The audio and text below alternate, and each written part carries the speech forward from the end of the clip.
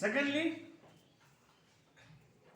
coming on to the sovereignty, we have added some of the things in our constitution, that is the sovereign, socialist, secular, democratic, republic, and also talked about the justice, liberty, equality, and fraternity.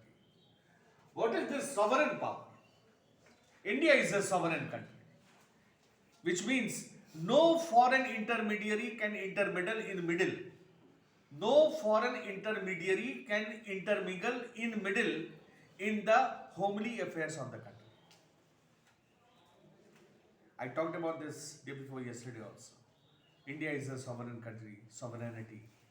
Until and unless I don't want any help from the foreign power, until and unless I don't want any help from a neighboring country, no neighboring country is going to interfere into my internal matter.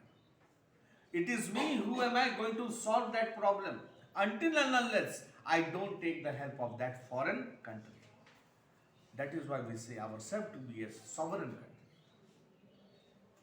मतलब हुआ कि कोई भी पड़ोसी राज्य हमारे देश के इंटरनल मैटर में इंटरफियर नहीं कर सकता है जब तक कि हम उससे किसी भी तरह का सलाह मशवरा न लें, जब तक कि हम उससे जो है किसी तरह का मदद न मांगे.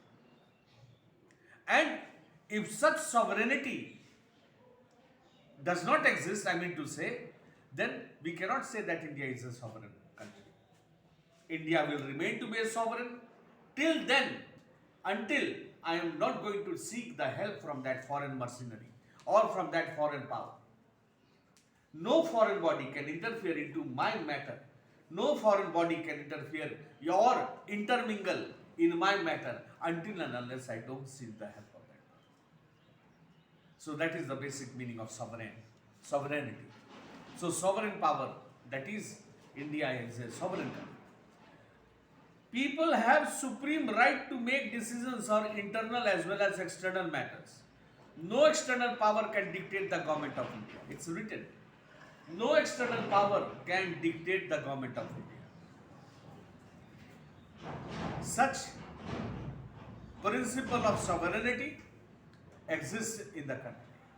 That is the basic meaning of sovereignty. Secular, dharm nirpeksh, the Hindi word for this. In fundamental rights, we had gone through with this secularism and we discussed elaborately on the topic. India is a secular country, meaning thereby that there is no official religion.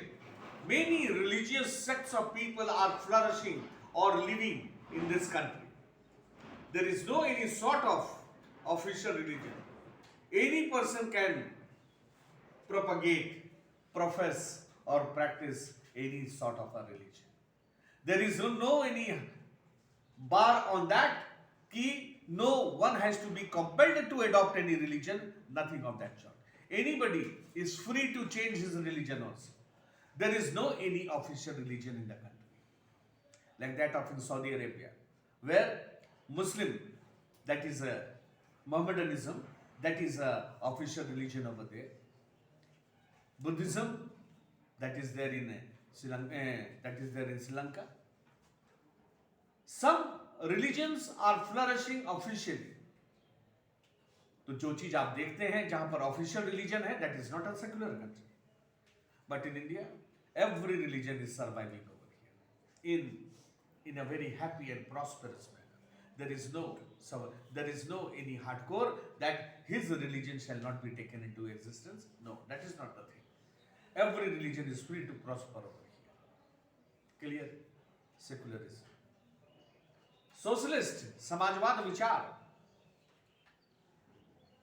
The government has to see the right to equality within the people.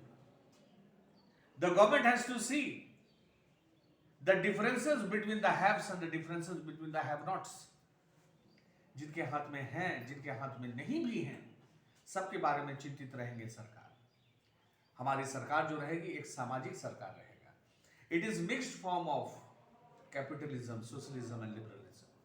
तीनों चीज का समावेश है. सिर्फ यहाँ पर capitalism नहीं है. कैपिटलिज्म किसी अन्य देश में देखिएगा. कम्युनिज्म ही सिर्फ नहीं है. अन्य देश में, चाइना में देखिएगा, कम्युनिज्म वहाँ एग्जिस्ट करता है. लेकिन हमारे भारत सरकार में हमारा कॉन्स्टिट्यूशन मुझे सामाजिक विचारधारा की बात को रखा है, ताकि यहाँ पर गरीब के साथ भी वैसा ही व्यवहार हो, अमीर के साथ भी वैसा व्यवहार हो. Equality, right to equality must exist within all the people, and government must cater to its need to see how much more liberal the government can become in economic matters also.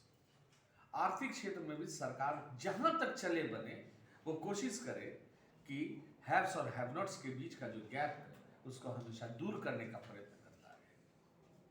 That is why we are seeing that from the angle of the government many socialist type of a work or the program has been implemented by the government just to raise the level of standard of the living of the poor section of the people. That is socialism or the socialist samajwad. So we talked about some of the basic spirits of the constitution in the preamble, that is we the people, sovereign, socialist, secular, democracy, loktantra, which everybody is knowing that. The representative is chosen by us. And because we choose our representative, कितना अच्छा लगता है कि हम अपने representative को choose भी करते हैं और उसको आराम से कुर्सी भी बैठाते हैं. अब बैठाने के बाद हम लोग उनको कहते हैं कि अब आप मुझे गाइड करो. Means we are the masters also and we are the slaves also. It is we people who are choosing our master. It is we people who are giving him the chair. Then go and sit down over there for 5 years. And you try to govern me. And let me see you. If all the works are good, once again I will elect you. And if you are not up to the mark, then probably you will not sit in the same chair again. So just see the type of a governmentship over here in a democracy form. It is a government of the people, for the people and by the people. We are choosing our representative within so many political parties over here, and we choose one of them. Why? Because the mandate is in favor of that man. That is why वो आदमी जीता election में, और जीतने के बाद हम उसको कुर्सी देते हैं कि आप बैठो और आप अब मुझ पर राज करो. अब मुझे यह देखना है कि आपका राज करने का तरीका क्या है. अगर आप फांसीवाद तरह का जो आप राज करोगे, अगर आप डिक्टेटोरियल टाइप का राज करना शुरू कर दोगे, तो ये तो पब्लिक है रे बाबा, है बड़ा डेंजरस चीज है. क्यों? बिकॉज यहां पर सर्वोपरि कौन है? It's the people. लोगों से बढ़ के यहां कोई नहीं है. That is why democracy is also the best principle, and it is this democracy which is a evolving process. ये डेमोक्रेसी एक इवॉल्विंग प्रोसेस है. ये दिन प्रतिदिन हम इसके पीछे प्रैक्टिस कर रहे हैं, और इतना सारा कमजोरी होते हुए भी फिर भी हम कहते हैं कि डेमोक्रेसी काफी एक अच्छा सरकार देती है. थोड़ा डिस्कस करते हैं डेमोक्रेसी के बारे में.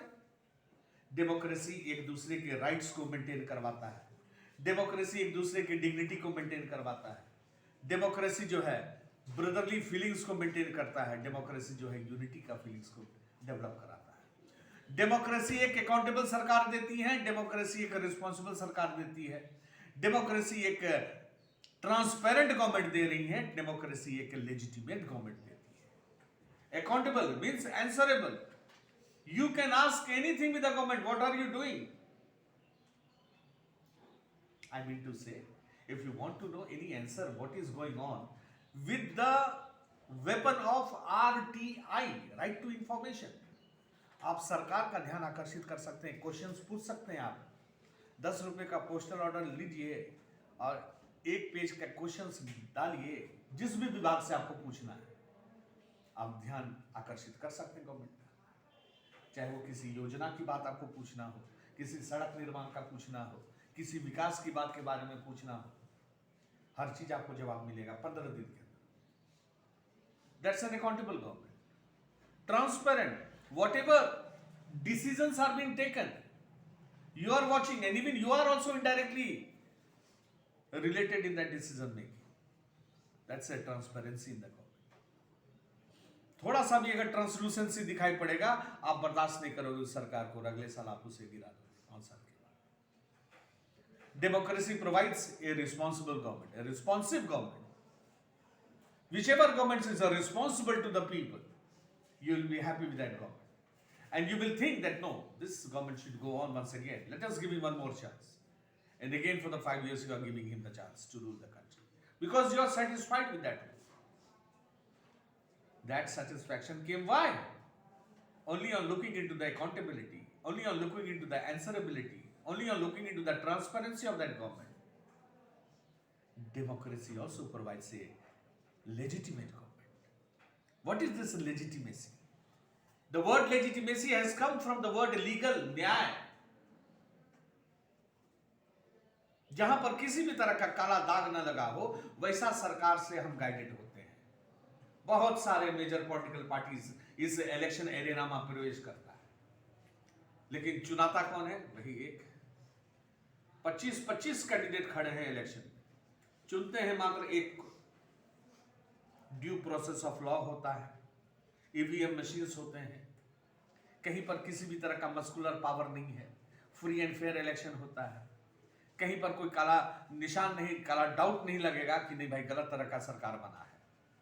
नहीं, वो प्रश्न नहीं उठता है.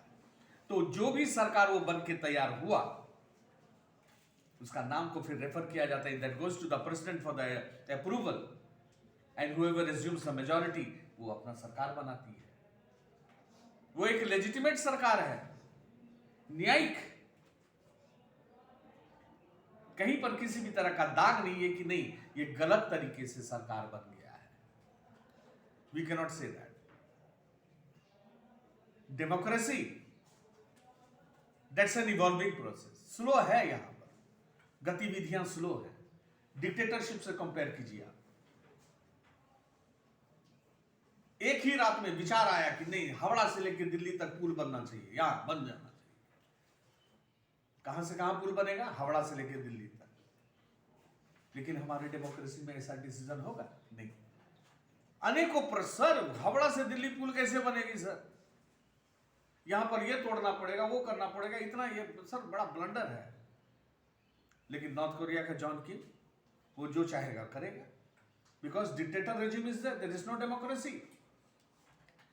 पता चला कि उनका जिस दिन जन्मदिन होता है उस दिन वहां पर रहने वाले किसी बच्चे का जन्मदिन नहीं मनाया जाता है. तो दिस इज अगेंस्ट ह्यूमैनिटी, मानवता के विरुद्ध है. लेकिन वो नियम है तो नियम, जो इच्छा में आया. डिक्टेटरशिप फास्ट है, इकोनॉमिक ग्रोथ उसका फास्ट है, मानेंगे. डेमोक्रेसी में इकोनॉमिक ग्रोथ स्लो है. क्यों? डिस्कशन होता है, डिबेट्स होते हैं, देयर आर बॉयकॉट्स, धरना प्रदर्शन होता है. एक काम में 2 साल लग जाते हैं, स्लो हो जाता है यहां पर. लेकिन वहां पुल बनना है, यस बनना है, कल सुबह से स्टार्ट हो जाएगी. Why? Because only one man has to give the judgement. But over here opposition will रोकेगा, यहां पर राज्यसभा रोकेगा, डिस्कशन होगा, फिर प्रेसिडेंट पास, तो फिर पास होता है. तो टाइम टेकिंग लगता है. रिजर्वेशन लेकिन 1978 की बात थी, पास कब हुआ? 1991 में पास हुआ. छेड़ना नहीं चाह रहा था उसको, तब फिर वो लॉ बना. स्लो प्रोसेस तो है. उसी तरह से इकोनॉमिक ग्रोथ और डेवलपमेंट भी स्लो है हमारे डेमोक्रेसी में. ऐसा क्यों? ऐसा इन्हीं कारणों से. लेकिन फिर भी हम कह रहे हैं कि डेमोक्रेसी आज भी अच्छा है. स्वतंत्र रूप से हम सांस ले रहे हैं. जो चीज 1950 में देखे थे उससे काफी बेहतर अब देख रहे हैं, जो उस समय के बड़े बुजुर्ग नहीं देखे होंगे. और वही बच्चा आज अगर बूढ़ा हो गया होगा, वो कहता होगा हाँ हे तो भारत भी जोड़ लागे छे, ई तो भारत बहुत अच्छा लगता है. So development is there, but it is slow. Take the example like this. Rajesh Singh bike चला रहा है, अपना घर जाता है. अभी जाएंगे घर जाएंगे, I will go to my home. मेरे बगल से 18 साल का बच्चा भी क्रॉस करता है, राजेश सिंह डर जाता है. हिज वे ऑफ ड्राइविंग, कितना देर? कारगिल चौक ज्यादा से ज्यादा 5 मिनट हमसे पहुंचेगा. हमसे पहले वो कारगिल चौक पहुंचेगा, उसके 5 मिनट के बाद ही ना हम पहुंचेंगे. तो यही तो डिफरेंस है डिक्टेटर और डेमोक्रेसी में. डिक्टेटरशिप में पहले पहुंच गया, विकास थोड़ा पहले हुआ, हम थोड़ा बाद में ही पहुंचेंगे. But I will also go there. लेकिन हम पंछी उन्मुद गगन के पिंजरबद्ध न कर पाए. हम मस्ती में अपना आ रहे हैं, लेकिन उसके साथ टेंशन है. जहां डुसाया गया. को तो नगीना डांस भी कर रहा है. So we are stopping here and we will continue once again. We will continue with the same topic because I have come till the democracy. I want to discuss this whole thing once again. And literally, if anybody has a problem also, you can ask me. Okay? Till then, best of luck.